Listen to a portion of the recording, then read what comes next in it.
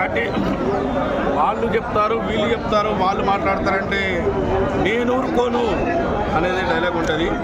ఒకటి చెప్పాలంటే కాటేరమ్మ కోటలు దిగింది, కాటేరమ్మ కోడలు దిగింది బరిలోకి. జబర్దస్త్ ఉన్న సినిమా.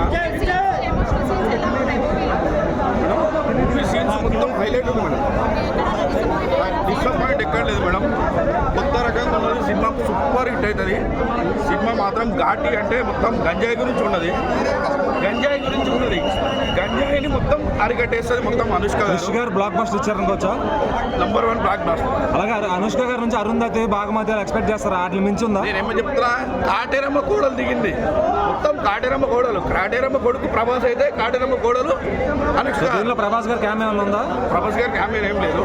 సినిమా మాత్రం ఏదో కొత్త విజన్. మొత్తం గంజాయిని అరికట్టేశారు మొత్తం. కొండలలో కోడలు ఘాట్ రోడ్లలో మొత్తం గంజాయిని ఆఖరికి అడిగారు.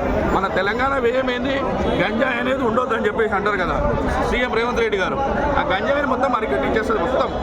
కూలీలు పెద్ద పెద్ద గుండాలు మొత్తం కూలీలతో గంజాయి మోపిస్తుంటారు. ఆ గంజాయిని మొత్తం అరికట్టేసి తయారవుతుంది. అవతారం అవుతుంది రాత్రి కాటేరమ్మ కోడలు ఆఖరికి. ఓవరాల్గా రేటింగ్ ఎంత ఇస్తారన్న? చూసే సినిమానే అన్న. రేవంత్ రెడ్డి గారు కూడా చూస్తారు కంపల్సరీ. మీకు ఒకటి రివ్యూ చేస్తున్నా, నేను రేవంత్ రెడ్డి గారికి పెద్ద ఫ్యాన్.